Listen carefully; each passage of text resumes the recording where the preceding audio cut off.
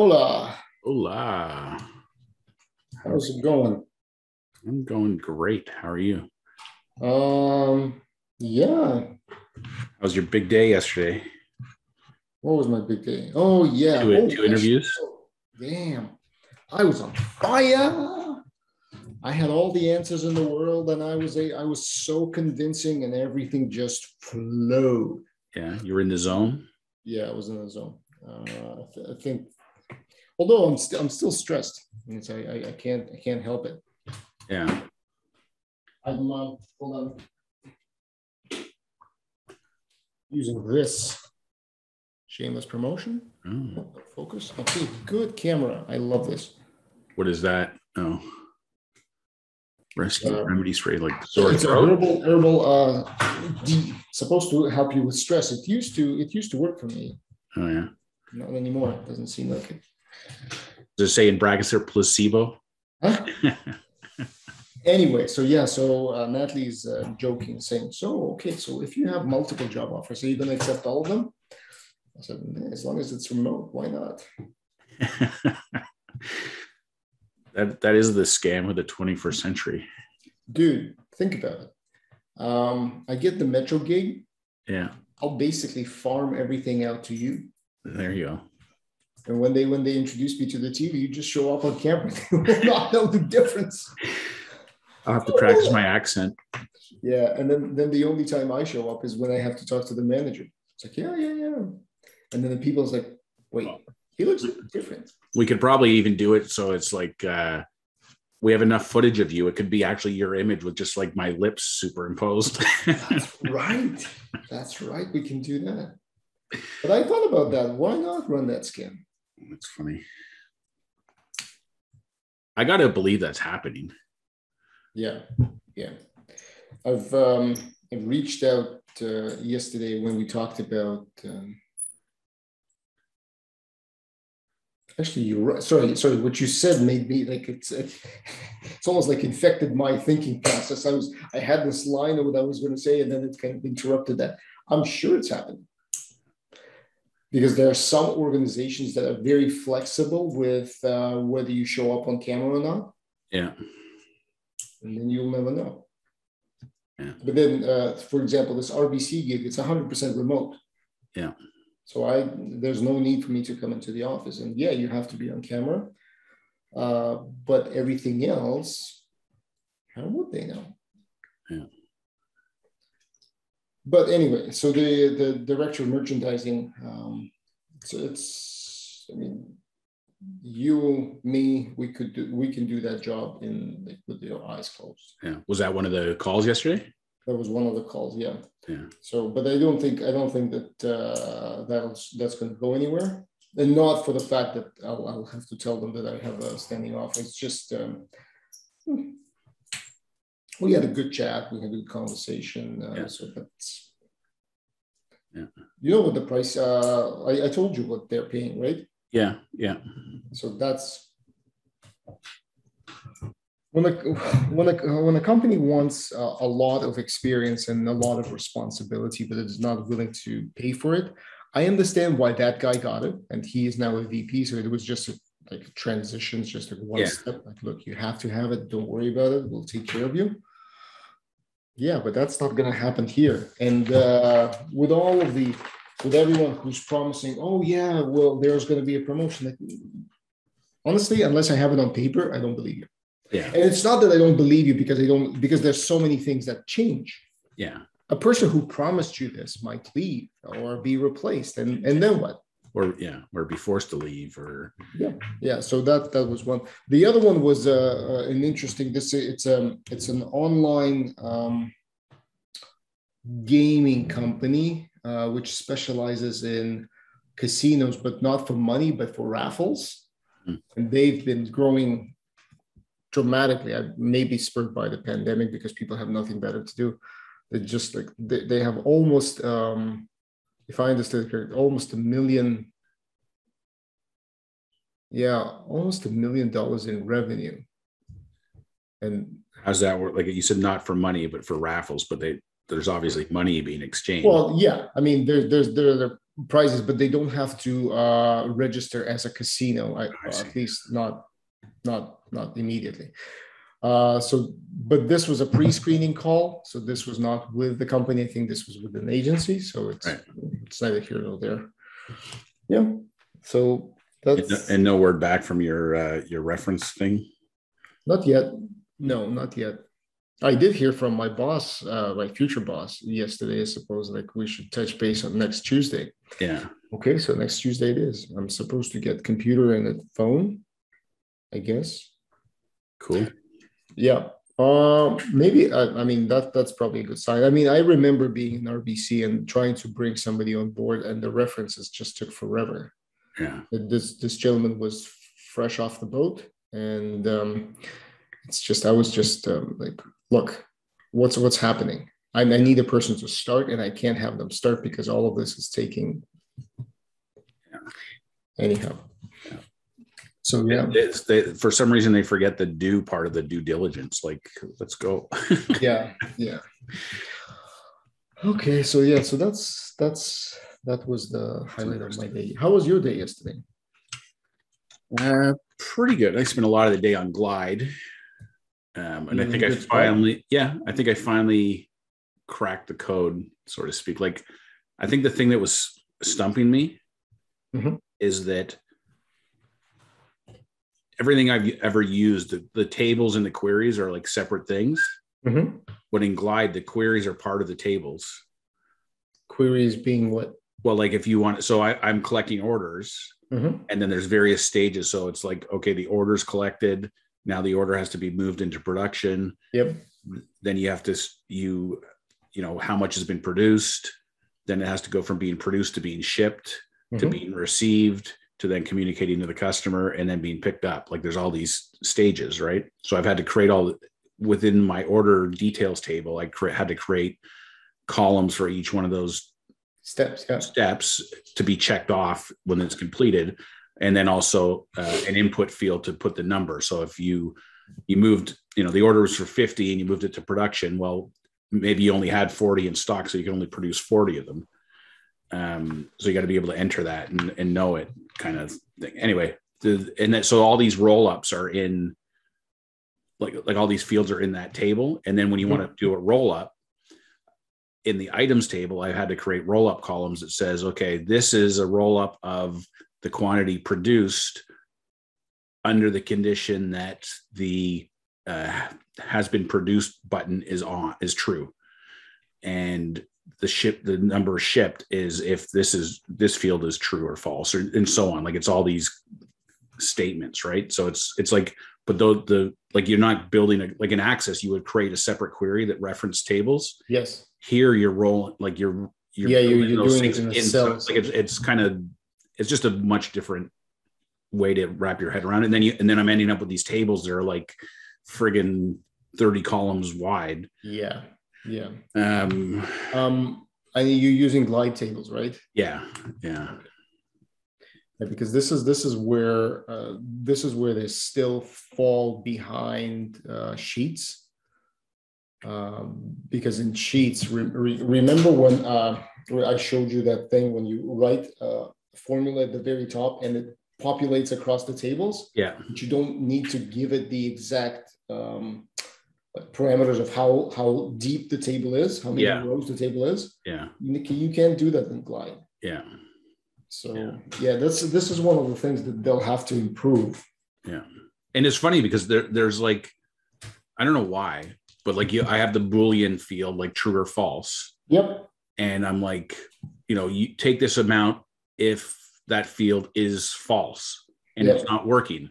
But if I change it to is not true, then it works. And I'm like, I don't understand why. Like it's the same thing, like is false and is not true. They both should return the same thing. But for some reason it wasn't. So okay. It's strange that way. It's almost like it's not false, it's just blank or null. I don't know. Anyway, so I've had to figure some of that stuff out, and then I've had to create, I guess, tabs that aren't visible as tabs, but they're just other screens, and then creating buttons to navigate to them. And the other thing that was confusing me is every time you create something, and then you can go into the details, like it defaults to whatever their default is, which picks up like your first table and pre-populates stuff. So then you have to configure it. Anyway, it's easy to get lost in terms of like where you are, and then it's not easy to undo things. Like even though they have an undo button now, like I'll give you an example. So you can create those actions where you go into that action screen, create the steps. As soon as you hit save though, and save that action, it's not undoable. No, it's saved. And you can't reuse those actions either, like in a different screen. You have to build it. Each one of them's unique to each screen. So there's some minor things like that I'm kind of. Oh, it's great that you're going through the same challenges that I went through. That's why I remember when I told you the first time when we came up with the Trello board. Yeah, that's what's driving me crazy as well, is because you're creating all of these steps. Like you said, they're not reusable. So you have to remember everywhere where you set visibility setting, an action setting. So every single button needs to be attended to. That's why I agree with you. Like the formulas, if you could, because when you write them outside of the table, you can address that formula and you know that's going to be applied. But here you need to make sure that everywhere you used it is correct. Yeah. Like I found out yesterday that I did a huge, massive screw up for Natalie in my email automation. Because again, it automatically applied a certain function. I thought that was cool. So what it was is you send an email, you wait for 5 days, and for everyone who didn't open, you resend it again. Yeah. Sounds pretty cool. The problem is if you rename if you rename not the subject line, but if you rename the actual email as a function at the top, you don't change that name and that statement if. Guess what? I resend the same email to everyone. Fuck, it seems so simple in retrospect. And I know I've checked that function. I was like, yeah, because the first one was called stress and immunity. And the one that actually went out is talking about stress and immunity. Yeah. So I looked at stress and immunity. Yeah, it's fine. It's like, fuck.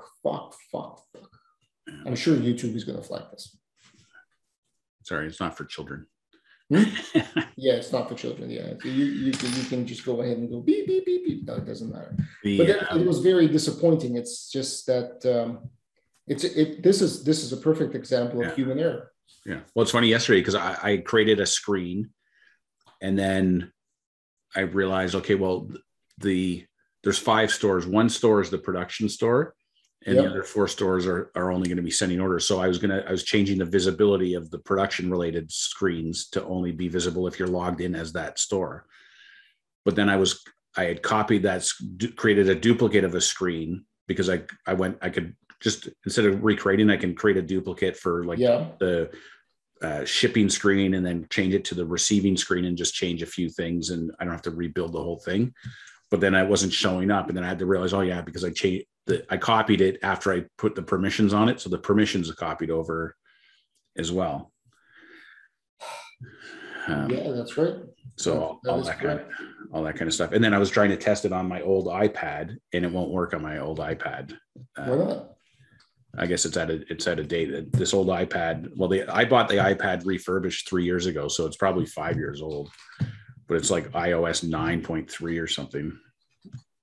So when I try to go to the glide link on the iPad, it says content not available, or I don't know, something. Anyway, which may or may not be a problem because Joanne wanted to know. She has some older iPads. I don't know if they're as old as this thing, but I'm gonna have to do some testing on that before. Damn it! Hardware compatibility is the worst. Yeah. Well, it's funny. I was looking online, like, what do you do with an old iPad? And there's all these suggestions for like dash cam and photo album thing. I don't know, whatever. But it's like, it says the average iPad is only lasts for, I think it was 3.4 years or something is the expected life expectancy. I just imagine like how many iPad. It's funny too because tablet wise, like I've got a BlackBerry. I forget even what they called it. The BlackBerry tablet when it came out. It's a boat anchor now. I've got a Microsoft Surface, which is like one of the original Microsoft Surfaces that's useless. And I bought this iPad the reason I bought this iPad is 3 years ago when we went to Mexico. Yep. To Puerto Vallarta. The previous trip I went on, I tried my Surface, but the Surface wasn't compatible with the app for WestJet. So I couldn't watch the WestJet entertainment system on my Microsoft Surface. What? Really? Yeah. So then I bought this iPad so I could download the app so I could watch stuff on the flight. Oh my God. You bought an iPad?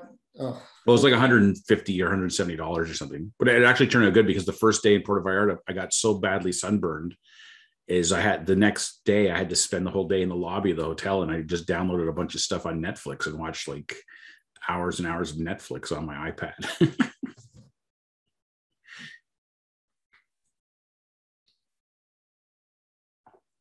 Oh shit. Like I literally spent 2 hours in the sun the first day we got there, and the front of my right leg, lower leg, it was like 3rd-degree burns, like bad burn. Anyway, this morning I had my last call with my store managers. So it was great. I feel great. We went around the room and asked like, what was the thing you take away from the course? And everyone kind of had a slightly different take on things, like what their favorite piece was, which was great because it just meant that like lots of different parts resonated with different people. So I feel really, really good about the whole course. It was good. They all seemed to enjoy it. The one lady said, because there's one of the things we talked about was on like there was a paradigm early in the course about don't take it personally. And it was about like customer interactions.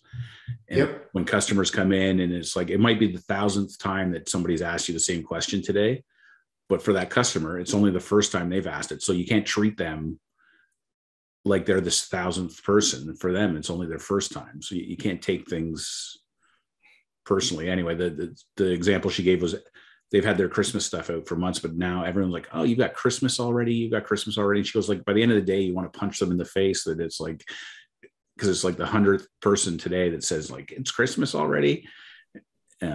So she goes like, she literally said like, I envision you in the back of my head just saying, don't take it personally. That's, well, you know what? If that's not a testimonial, that's, I don't know what is. Yeah.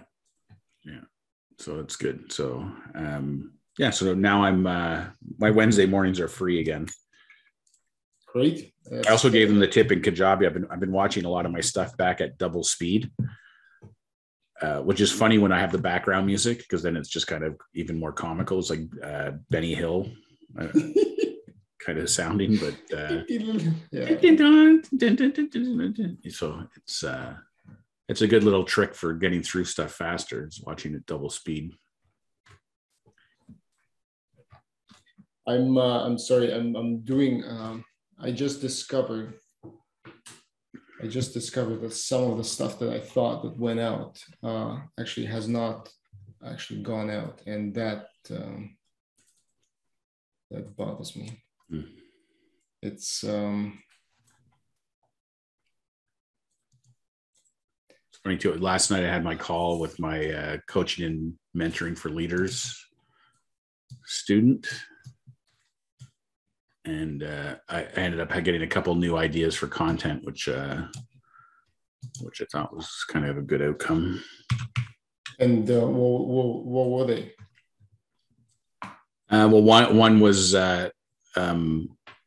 something I've already kind of written an article about, which I'm going to repurpose for this part of the module. But it's when you're doing brainstorming and stuff. Like I have an article called I forget what it's called exactly, but it's something like don't do brainstorming, do brain calming, because it's picking up on the notion that all your best ideas come when you're not grinding away trying to think about them.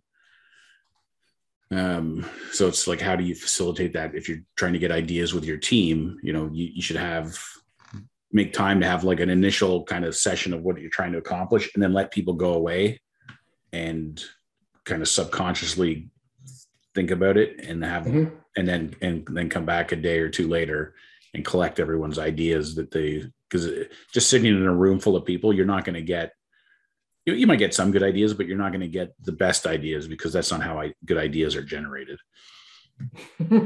So there's that part. And then the other part was, so this is module 2 on this course so the model is impact yourself, impact your team, impact your business. So on impact your team, another part is going to be succession planning, right? Like, so like if you have the ambition to move beyond your role, one key part of that generally is who's going to take over for you. So how do you deliberately groom the next person on your team to be your replacement?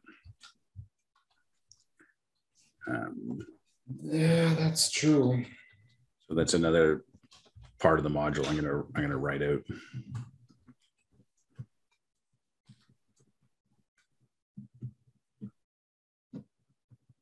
So what's next with because this has been, it sounds like it's been a success. How are you going to scale this? How do you plan to scale this? Yeah, well, I've asked Joanne for a testimonial, so that's the starting point, and then she's said she's going to do something to communicate out to people she knows, other Hallmark owners or small businesses.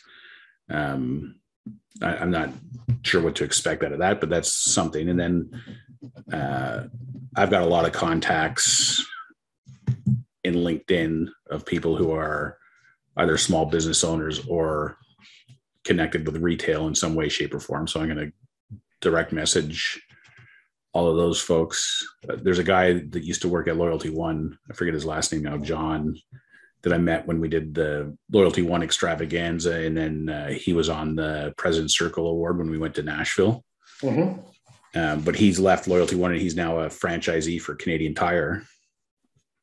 Oh, that would be so I'm going to see if he's interested for his particular store. But because if you can get one store, then and it pans out, then it opens up the opportunity for a lot of stores. Yeah.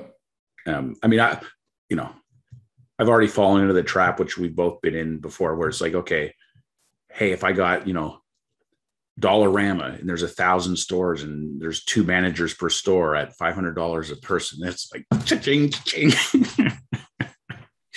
And then I'm like, okay, slow your roll, buddy. Like, that's good advice. That's good advice. But it just shows you like there is a like the big takeaway for me, I guess, is I'm considering this go around as like the proof of concept. Like this course works. It added value. The people all seem to enjoy it. They all got something out of it. Yep. It's positively impacting their business. I mean, there's other takeaways. Like one I learned. So I had a bonus module at the end on time management. From now on, that's going to be module 1, because what you learn in that module would actually benefit them going through the rest of the module. So the way, and I'm finding this with my other course too, that I only have one student on, but it's like the cadence that I'd set up was like, okay, you sign up for the course and it starts on Monday. And then the following Tuesday is the first call, which is supposed to review the perfect scenario, which I try to explain in the course material, is you do module 1 and then you implement and do the exercise for the course of the week. And then we have the call to take it up. And then for in between the week in between the call, you're supposed to immediately kind of do the module and then use the whole week to experiment with the exercises. And that's how you get the most value out of it. What's actually happening, which is kind of human nature, is people are doing the module like the day before the call. So the call is supposed to be talking about your experience with the module through your exercises and experimentation, but people have literally just watched the module. They haven't done anything. So it's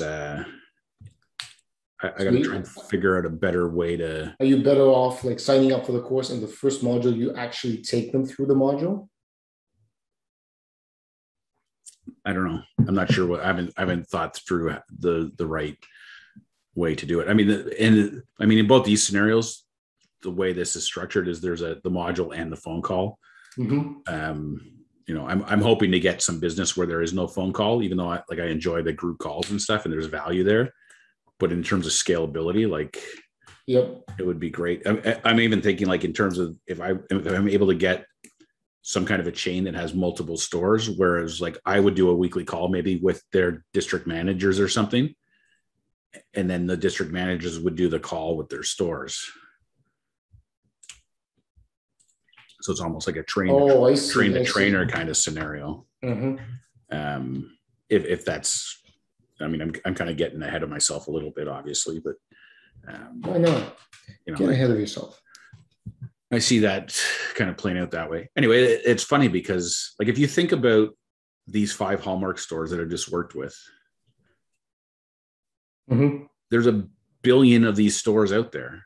Every friggin' plaza you drive by, all the challenges and issues and opportunities that these folks are facing, every single store and every single plaza. And you ran your store, even in your one-off store, same challenges, same opportunities, right? So I guess what I'm getting at is the opportunity is big. That's undeniable. That's undeniable. I would agree with that. The opportunity is big. It's only a matter of being able to show not even an ROI, but more so the impact on the business. And I think Joanne's testimonials is definitely going to be one of those big assets in terms of selling this going forward. Yeah. So we'll see. I'm optimistic. I don't think anything's going to happen with the course necessarily between now and the end of the year, just because of this is crunch time at retail. Mm-hmm. Sending people on courses in October, November, December is kind of a no-no. But it's the kind of thing I want to approach it with people trying to line this up as a January mm-hmm. Thing for their business. So, if I can get 3 to 5 businesses on board for January, it would be I'd be ecstatic. Cool. That would be fantastic. Yeah, this is very interesting. And I came across something on Kajabi that, and I don't know if it's new launch or new feature, but now they have password protected pages. So you can set up web pages that are only visible by people that can, however you manage the administration of that. Mm-hmm. So in other words, the limitation of some of the stuff that I've been doing in terms of the courses, I only have access to 15 products, but there's products that I can do on a page. I don't necessarily need the structure of the course, the way that the course feature works. You could put the videos on a web page and links to the downloadable materials, whatever. You just don't get maybe the same tracking, but there's different things that I can think of how to use that. So I'm going to explore some of that in the next few days. Yeah, I'm listening to you and I can't, this is what I do not know. I do not know sales, but it sounds to me that this is not how much are you charging for it per person? This course, $499. $499? Yeah. It's not exorbitant. Yeah. So this course, it was $499 per person for the online course. And then it was $1,500 total for the 7 weeks of group calls, which is not that's revenue, man. That's revenue. Yeah. Yeah. So the total was $5,000 in this scenario. But yeah, and I've got on my site, if for, I think I said for groups of 10, more than 10, the price is negotiable. So You know, if somebody's got 100 stores and they want to do, I don't know, whatever. Yep. I'm not going to, pinch pennies or, I don't want to devalue the thing either, but at the same time, like, it's a volume business, right? So yeah, and your group calls can be as big as they need to be to be honest. Well, even if it's a big group, like big groups like that with no calls, it's even better, right? Like you just register people and you don't do it. Like it's all done. Yeah. I mean, that's the perfect scenario. That is the perfect scenario. You're right. That is the best. Yeah, like I'm thinking of, I got to do some research, but like, this is where the idea, like cannabis stores is one, because like there's all these chains of cannabis stores, and I guarantee, because they're all so new, like nobody's got a leadership program in place. Have you been to a cannabis store? No. Well, that's your first problem. Go to a cannabis store, because I've shopped, and the way the shopping process works in a cannabis store is something you've never seen. Yeah. Like there's a Honey Pot on Queen Street. You actually walk in. Yeah. You first get assigned a sales rep. There's a person with an iPad that walks up to you and helps you select. Yeah. There's no counter. There's no products you can peruse yourself, but you need a salesperson to guide you. So this is one example. I don't know how the other stores do it. So I'm not saying no. I'm just saying that the environment that I've experienced is way different than any other retail environment that you and I are used to. Yeah. So check it out because it might be. Yeah. I mean, I don't think that makes the content of this course any less relevant, because it's still, you still have a manager who's managing employees who are interacting with customers. Correct. It's just the interaction is even more in depth. So it makes your course even more valuable. Yeah. It's just, But then like there's there's so many, I don't know, all you got to do is drive around your neighborhood for 10 minutes and you can come up with a huge list of of places where this could be applicable. Yeah. And I think the beauty of it is that the price point, even at $4.99 a person, it's not a huge investment for businesses. So I say that tongue in cheek. I mean, even $1 for some businesses is a huge investment, but I'm optimistic. I got to do the cheese, figure out the cheese, man. Yeah. Still on the cat and mouse analogy. Yeah. Oh, well, dude, I think that's a great, the fact that you completed one and you have like that feedback, that it can't come from any other place but just doing it. Yeah. So. Well, that's Jamie always says, like, he encourages experimentation. He says, once you do something once, you basically prove that you can do it. You know, if you can do it once, you can do it 1,000 times. Like there's nothing stopping you except you. Yep. The other thing that I found interesting, which I don't really have an explanation for it, but like at the beginning of each module, I have a little introduction video that basically is just me blabbing away for a few minutes, setting up the new module. And then it says, please take a minute to fill out our survey. And then there's a survey. So I've had 7 modules with 5 people each going through them. So I should have 35 completed surveys. I think I have less than 10. And so like people just aren't doing the survey, and it's not like it's a long time. It's like, it's literally 4 or 5 questions. Like each survey is like, it describes, emotional bank account concept was useful. Strongly agree, indifferent, disagree, strongly disagree. Next question. So it's like 3 or 4 questions like that. And then the last question is, do you have any commentary on the module itself? Like what you liked or didn't like, or suggestions for things that could be added or removed. So there's usually 3 or 4 agree, disagree type questions, and then the commentary question. But for the most part, people have not completed the assessments for some reason. Mm-hmm. which is I find interesting. Human nature, I think. Human nature. Yeah. It's funny because I know for me personally, since I did my customer service job, running the customer service department, where we relied heavily on people responding to surveys and things, I have like this overdeveloped sense of obligation to answer people's surveys. Like every Kajabi survey I get sent, I answer it. Car dealership, I answer it. Virtually Amazon. I've gotten better with it. Like, I don't know if you get a lot of things from Amazon, things you purchase, like, can you answer this question for another customer, or will you rate your experience? Probably 6 or 7 times out of 10, I do those. So like I said, I have an overdeveloped sense of obligation to complete things like that.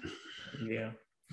And most people I know, and I'm speaking for myself, I can see how it's interesting when I write a course and I created that, I was expecting, everyone's going to jump in, and then if I do something, then I know how quickly it's like, skip it. Yeah. Sorry, Greg. That's all right. I know. I mean, I was hoping to have 35, and I've got whatever I said, less than 10, but I have more than 0. Yep. Oh, 10 is not bad. Not bad at all. So it's good. And I think I don't think I've ever had somebody say, most of the responses are either strongly agree or agree. I don't think anyone has said anything that's been in the course has been not useful. So I think that's good.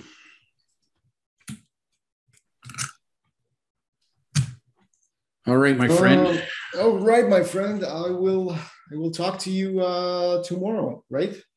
Yes, absolutely. I'll talk to you tomorrow. And I noticed on your, I don't know if this was a typo or not, on your YouTube episode yesterday. Yeah. Your acronym was, instead of PT, it was PY. I don't know if you want to just look at your PY. It's supposed to be PE. Thank you. Oh man, seriously? Is it PY? I am so bad with typos. I don't, and this only. Because mine, I was PE, post-election. No, this is no. My is correct. It's just mine says POSI. Yeah. Oh, that's what it was. That's where the Y. Post-election stress disorder. PESD. Yeah. God, what is wrong with me? This has got really bad in the last year, and I have no clue as to why. Getting old. Maybe I'm losing control of my fingers here. Okay, dude. I'll talk to you tomorrow. See you tomorrow. Ciao. Bye. Bye.